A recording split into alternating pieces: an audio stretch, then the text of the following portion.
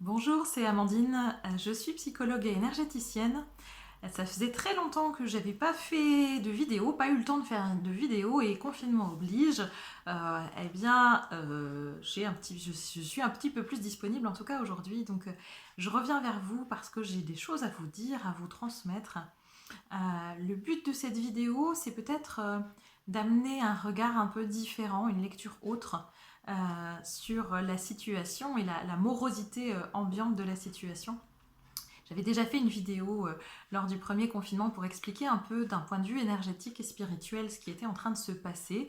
J'aimerais refaire un point avec vous de ce côté-là et puis vous proposer quelque chose à la fin de la vidéo.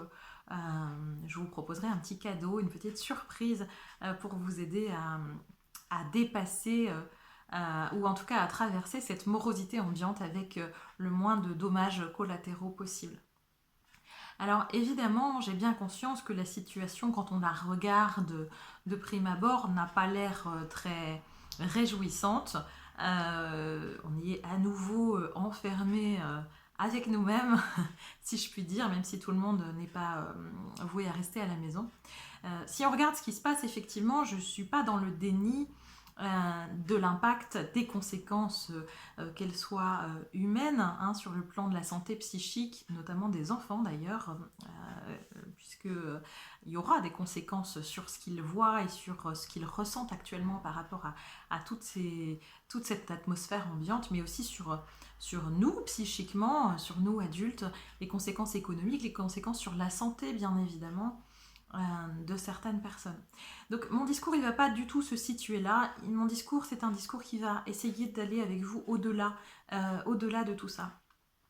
Qu'est-ce qui s'est passé pendant le premier confinement? Eh bien, il y a eu énormément de personnes qui n'ont pas eu d'autre choix que de se tourner vers elles, vers leur intérieur, leur intériorité, puisque finalement, aucun repère extérieur habituel ne continuait à être présent.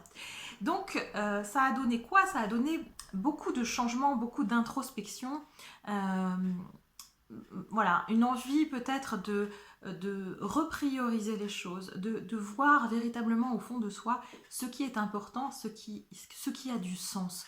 Et le premier confinement a été pour beaucoup d'entre nous une façon d'à nouveau entreapercevoir le sens que l'on souhaite donner à nos vies une fois sortis de l'automatisme et de la tête dans le guidon dans laquelle on peut être tous les jours. Et bien là, d'un point de vue spirituel et énergétique, le confinement acte 2, c'est un petit peu la même chose. Donc encore une fois, hein, je ne vais pas parler de l'actualité, de ce qui se passe. Chacun est libre de le ressentir comme il le veut et de le voir comme il le veut. Moi, mon discours va se situer vraiment au-delà, dans une lecture plus spirituelle et énergétique de la situation. Qu'est-ce que c'est que ce confinement numéro 2? Eh bien, c'est à nouveau un temps d'introspection, une invitation à cette introspection qui nous est proposée. Et je pense qu'il est à entendre plutôt comme une opportunité à nouveau de changement, c'est-à-dire que on vient nous dire finalement ce que tu as mis en place, ce que tu as pensé, ce que tu as imaginé pour toi, les prises de conscience que tu as eues pendant les premiers mois de confinement, où en es-tu aujourd'hui? As-tu oublié tout ça? Et est-ce que tu es revenu à une vie classique, à ta vie d'automate d'avant? Ou est-ce que tu as déjà mis des choses en place pour aller vers ce changement auquel tu aspires, vers ce changement intérieur, mais aussi vers ce changement collectif? Donc c'est un peu un point qu'on nous demande énergétiquement de faire, c'est-à-dire où est-ce qu'on en est finalement des leçons et des enseignements que nous avons tirés au premier confinement. Est-ce qu'on a tout oublié et qu'on est reparti tête baissée, tout droit dans notre vie d'avant, ou est-ce qu'on a pris conscience véritablement de qui nous étions, de ce à quoi nous aspirions? Est-ce qu'on est revenu en fait, hein, sur notre ligne directrice? Est-ce qu'on est revenu dans notre centre, dans notre cœur, pour se positionner sur le chemin auquel nous aspirons? Donc c'est un petit peu ça qui nous est demandé là pendant ces énergies qui sont évidemment un peu chamboulantes pour tout le monde. Alors je l'avais dit dans la première vidéo que j'avais faite au sujet du confinement, en dépit des apparences, tout n'est pas si sombre et tout n'est pas si noir que ça. C'est-à-dire qu'il y a ce qu'on voit, il y a ce qu'on entend aussi dire, et puis il y a ce qui se cache derrière. Et aujourd'hui, je voudrais vous dire, vous donner un petit bout de cet espoir vraiment profond que j'ai par rapport à cette situation, c'est-à-dire qu'il y a l'envers du décor. Je disais en consultation récemment, là c'est comme si on voyait que les nuages tout noirs de l'orage. Mais vous savez, quand il y a les nuages tout noirs qui annoncent l'orage et qu'il y a beaucoup de vent, il n'empêche que le ciel bleu et le soleil se cachent derrière. Si vous êtes du point de vue de l'avion, vous passez au-dessus des nuages. Donc moi j'aimerais vous montrer ce point de vue de l'avion et non pas ce point de vue terrestre qu'on peut avoir en regardant le ciel et en se demandant quand est-ce que s'il y a quelque chose derrière ces nuages finalement. Donc tout n'est pas si obscur que ça et je voudrais vous apporter mon témoignage par rapport au dernier confinement, le laps de temps entre ces deux confinements. J'ai eu beaucoup de monde en séance et tous venaient poser la question du sens qu'ils donnent à leur vie, avec beaucoup de prise de conscience de mon métier ne me convient plus, je ne trouve plus de sens à ce que je fais. Je n'ai pas le sentiment d'être utile pour les autres. J'ai réalisé que finalement, je ne fais pas ce que j'aime faire ou ce que j'ai envie de donner ou d'apporter. Je réalise que je ne suis pas sur le bon chemin de vie avec mon partenaire, avec mon conjoint. Je réalise qu'il y a tellement de choses à changer dans ma vie, ça me fait peur. Parce que c'est un peu l'impression de... Pour certaines personnes, c'est un peu l'impression de se redécouvrir et de découvrir à la fois la personne véritable qu'ils sont au fond, mais en même temps une personne différente de ce qui est manifesté dans leur vie au quotidien. Donc ça demande beaucoup de réajustement et cette transition peut faire un peu peur néanmoins. En séance, je n'accueille actuellement que des gens qui ont des propositions pour l'avenir, que des personnes qui ont envie de voir changer les choses, changer le monde, que des gens qui mettent en acte de nouvelles propositions éducatives pour nos enfants, de nouvelles propositions de santé, de nouvelles approches pour prendre soin de l'autre, des gens qui sont dans leur créativité de cœur en fait. Et ça bouge beaucoup, il y a beaucoup de choses qui sont en train de se mettre en place. Alors j'ai beaucoup de chance dans le métier que je fais, c'est que je ne vois que ces personnes-là effectivement. Donc c'est aussi pour ça que je témoigne aujourd'hui, c'est que j'ai bien conscience d'être un peu dans cet univers privilégié, à ne rencontrer finalement que des personnes qui sont dans ces prises de conscience, qui sont dans cette ouverture de conscience et dans cette ouverture de cœur aussi, à réaliser à quel point nous avons besoin les uns des autres pour que ça change et à ne pas être dans une politique de rivalité, de concurrence ou de destruction de l'autre, mais plutôt dans une politique de soutien, d'entraide et de compréhension de l'autre, même s'il est différent dans ses visions. Parce qu'après tout, c'est la vision de chacun qui enrichit l'ensemble. Un petit peu comme l'histoire de la boule à facettes, hein, chacun est un prisme et l'ensemble forme cette boule à facettes. Et bien c'est pareil, c'est exactement pareil pour nous. Donc je voudrais témoigner et donner de l'espoir à tous ceux qui se désespèrent de ne rien voir changer, à tous ceux qui pensent que tout va très mal, que tout est en train de s'effondrer. Peut-être qu'il y a certains pans de notre vie, certains pans de notre société qui sont en train de s'effondrer, mais c'est pour une reconstruction différente et cette reconstruction évidemment va prendre du temps. Voilà, c'est un peu... J'écoutais l'autre jour une vidéo d'une personne qui donnait cet exemple que j'ai trouvé très parlant. C'est un peu comme un jeu de Lego. Quand vous construisez quelque chose avec vos Lego, en tout cas quand un enfant construit quelque chose avec ses Lego, il a parfois du mal à détruire ce qu'il a fait, alors qu'il a envie en même temps de construire autre chose. Et il faut qu'il renonce à sa première construction pour construire la deuxième avec les mêmes pièces ou avec d'autres pièces. Et je trouvais que cette métaphore était vraiment très parlante pour exprimer un petit peu ce qui se passe aujourd'hui. Donc je voudrais vous donner cet espoir-là. Il y a beaucoup de monde qui se mobilise, qui est mobilisé intérieurement, collectivement, pour faire apparaître le soleil finalement derrière les nuages. C'est en cours de préparation. C'est déjà visible pour certaines personnes, il y a déjà des choses qui sont concrètement mises en place, simplement on ne voit pas ça encore parce que pour l'instant on est en train d'observer les gros nuages tout noirs. Voilà, mais il y a beaucoup d'espoir derrière tout ça et c'est un passage d'un point de vue énergétique, c'est une transition nécessaire pour remettre tout le monde dans l'axe. Hein, vous voyez, un petit peu comme si on s'était égaré, on s'est un peu perdu de vue. On a un peu perdu le sens, sans s'en rendre compte. Et puis aujourd'hui, c'est un peu comme si on était en train d'ouvrir les yeux sur les conséquences en fait de notre ignorance ou de notre nonchalance, de notre ignorance. et pour nous remettre vraiment dans l'axe qui doit être le nôtre, de manière à ce que tout puisse s'emboîter pour faire une très jolie construction de Lego. Hein, voilà. Mais effectivement, ça suppose de déconstruire, et pour l'instant, on est en perte de repères parce que on a l'impression que tout s'effondre, et d'une certaine manière, c'est vrai, mais c'est pour une reconstruction bien meilleure, et j'en ai, moi, tous les jours des preuves, si je peux dire ça comme ça, ou en tout cas des ressentis en séance avec toutes ces personnes qui, parfois même sans le savoir, se mobilisent de ce côté-là. Voilà. Et si vous m'écoutez jusque-là, vous faites évidemment partie de ces personnes-là, sinon vous auriez arrêté cette vidéo depuis longtemps. Voilà, donc je vous avais expliqué un peu que dans le champ quantique, on a toutes les options possibles et réalisables, et que l'idée, c'est que plus on va vibrer haut, c'est-à-dire plus on va être centré avec soi-même, dans une forme de, j'ose le dire, de paix intérieure ou de sérénité malgré le chaos ambiant. Je prenais cet exemple-là avec une autre personne, d'une métaphore qu'on m'a donnée encore un jour et que je trouve très parlante. Si vous prenez une tornade, un cyclone, tout bouge autour du cyclone, le cyclone emporte tout sur son passage, il a une force extraordinaire, et en même temps, si vous êtes au centre du cyclone, il n'y a pas de vent, rien ne se passe, tout est stable. Donc dans cette tempête que nous observons autour, l'idée, c'est d'arriver à trouver ce centre, d'arriver à rester au centre du cyclone, dans le calme, à l'intérieur de soi. Pourquoi ? Parce que ça va aider tout le monde. L'idée, c'est pas de s'agiter, de s'angoisser, de s'inquiéter. Il y a beaucoup d'égrégores de peur qui sont véhiculés.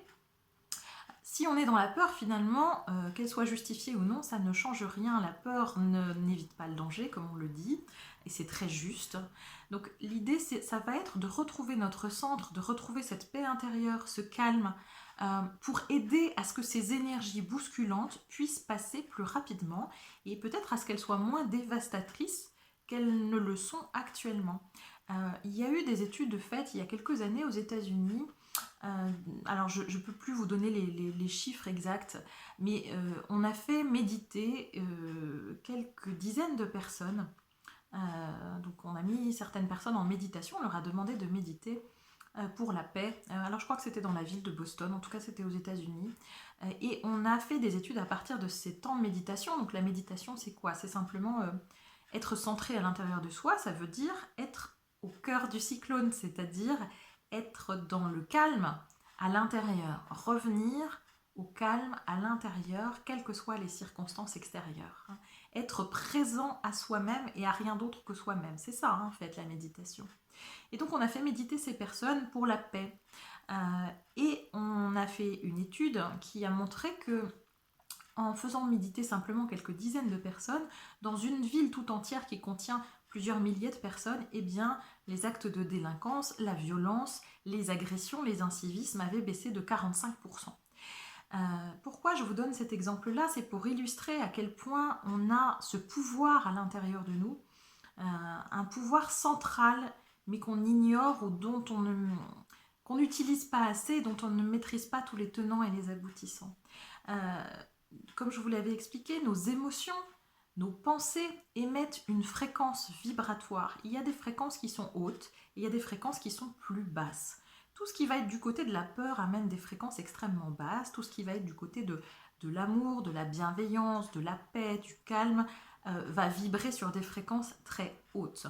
Et quand on vibre sur des hautes fréquences, eh bien, on apaise la situation pour le collectif. C'est-à-dire que si on ne sait pas quoi faire pour aider par rapport à cette situation, la seule chose sur laquelle on a vraiment un pouvoir, on n'a pas le pouvoir de ce qui se passe à l'extérieur, par contre on a le pouvoir de ce qui se passe à l'intérieur de soi. Donc retrouver le calme, retrouver la paix en soi, ça va permettre d'apaiser très concrètement la situation ambiante.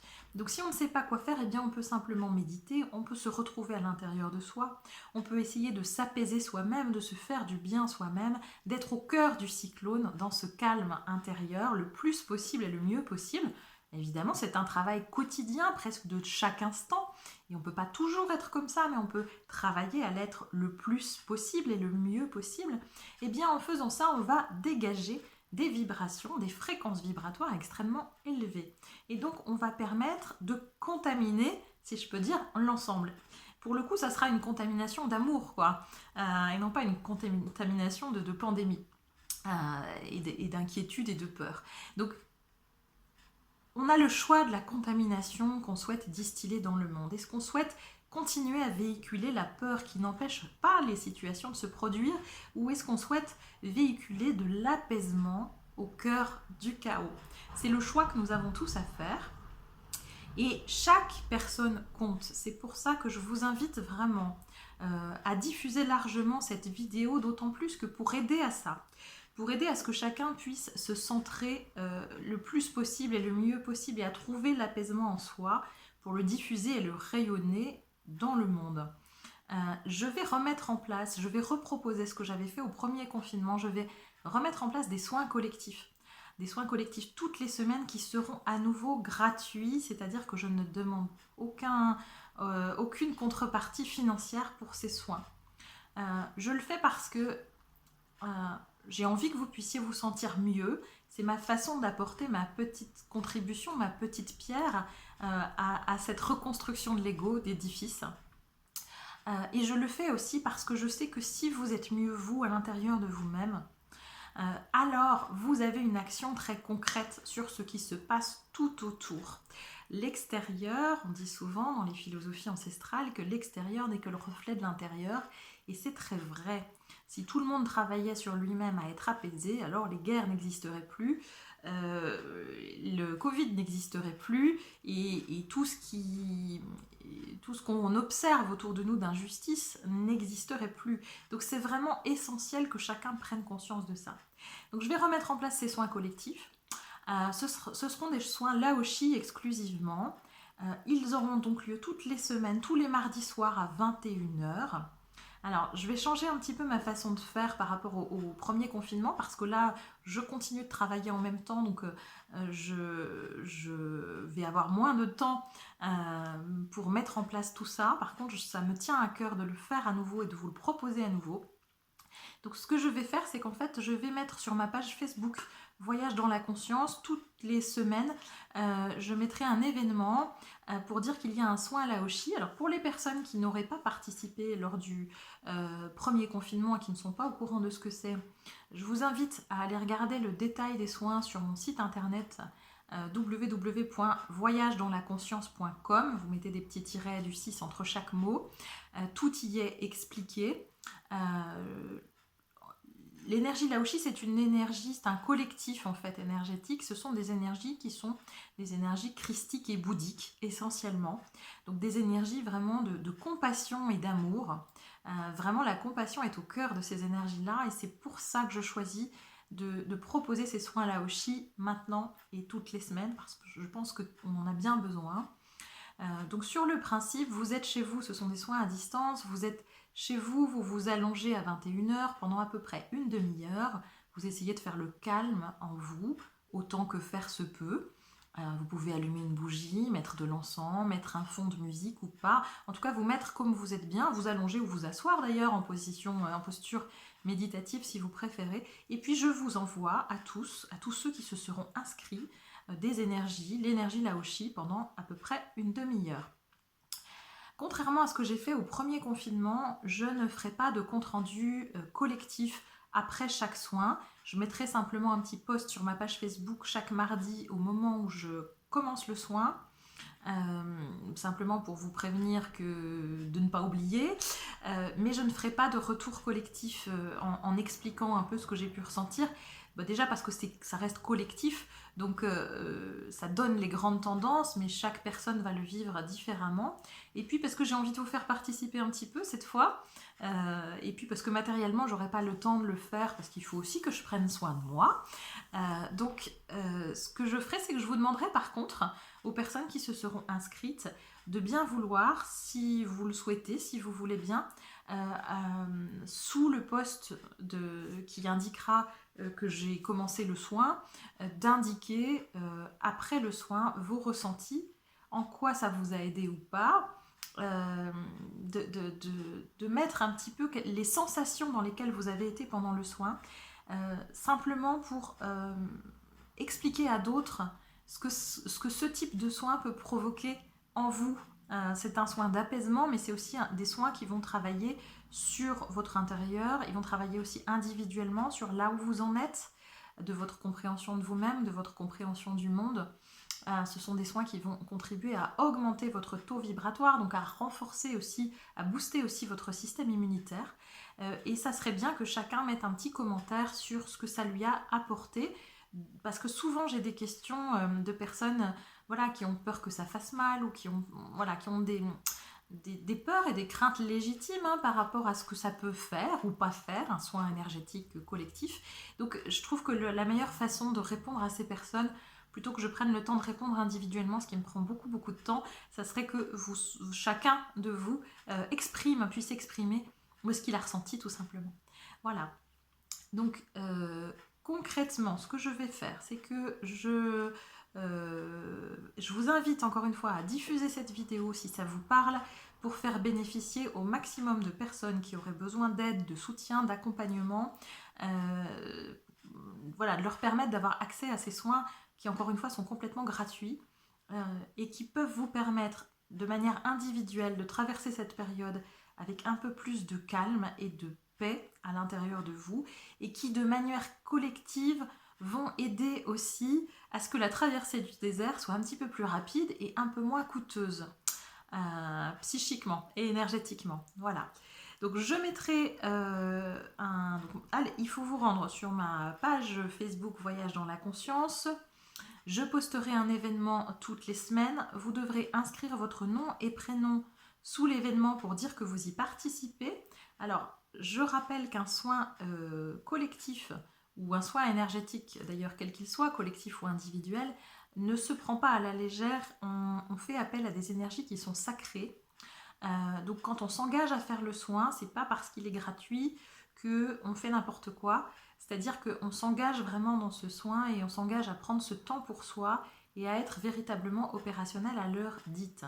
Si à 21h le mardi soir vous n'êtes pas disponible, ça n'est pas grave, je ferai en sorte que vous puissiez demander le soin à n'importe quel moment de la journée ou de la nuit, donc après le mardi 21h bien sûr, pour que vous puissiez recevoir les énergies. C'est-à-dire qu'il vous suffira simplement de vous allonger ou de vous asseoir et de vous mettre dans l'intention de cœur et l'intention mentale de recevoir l'énergie Laoshi du soin que j'aurai dispensé le mardi à 21h, et ça agit exactement de la même façon. L'énergie n'a pas de limite ni de contrainte dans l'espace-temps comme nous en avons nous ici sur Terre. Qu'est-ce que je voulais vous dire d'autre? Donc je mettrai un événement sur Facebook. Vous vous inscrivez avec votre nom et prénom, parce que j'ai besoin de répertorier vos noms et prénoms simplement pour que chacun soit inclus dans le soin. Je rappelle que mes soins sont des soins sécurisés, c'est-à-dire que je protège le soin et vous êtes chacun individuellement protégé dans vos énergies. Vous ne vous ramassez pas voilà, les énergies plombée de la personne qui a demandé le soin en même temps que vous. C'est vraiment, vous êtes dans une bulle, dans un petit cocon de douceur, vous tout seul, même si le soin est collectif. Voilà, et puis je posterai donc chaque mardi, un petit peu avant 21h, un petit post sur ma page Facebook pour vous dire que je commence le soin. Je ne mettrai pas de commentaires à la suite, et sous ce soin, vous pourrez poster, ce post, vous pourrez poster vos commentaires et vos ressentis par rapport à chaque soin que j'aurai prodigué. Ces soins auront lieu donc une fois par semaine, tous les mardis à 21h, jusqu'à la fin du confinement. Et pour l'instant, j'ignore combien de temps ça va durer, mais je vous garantis que je ferai ces soins gratuitement jusqu'à la fin du confinement, à 21h tous les mardis soirs. Voilà, je vous rappelle donc ma page Facebook Voyage dans la conscience, mon site internet www.voyagedanslaconscience.com avec les tirets du 6 si vous voulez plus de renseignements sur ce que sont les soins Laoshi, et puis sur mes pratiques et sur la façon dont j'envisage les choses. Ça peut vous donner une idée pour vous décider ou pas à vous inscrire à ces soins. En tout cas, j'aurai encore beaucoup de plaisir à vous les proposer dans cette période-là. Et ça me semble vraiment important qu'on se rassemble dans ces périodes-là plutôt qu'on ne se divise. C'est pas parce qu'il y a des gestes barrières que le cœur a une barrière. Donc je vous envoie beaucoup d'amour avec tout mon cœur, beaucoup de tendresse et toute la lumière dont je suis capable pour l'instant. Voilà, et j'aurai grand plaisir à vous retrouver. À diffuser cette vidéo, partager au maximum pour les gens qui seraient intéressés de recevoir un peu d'aide et de soutien en cette période chahutée. À bientôt!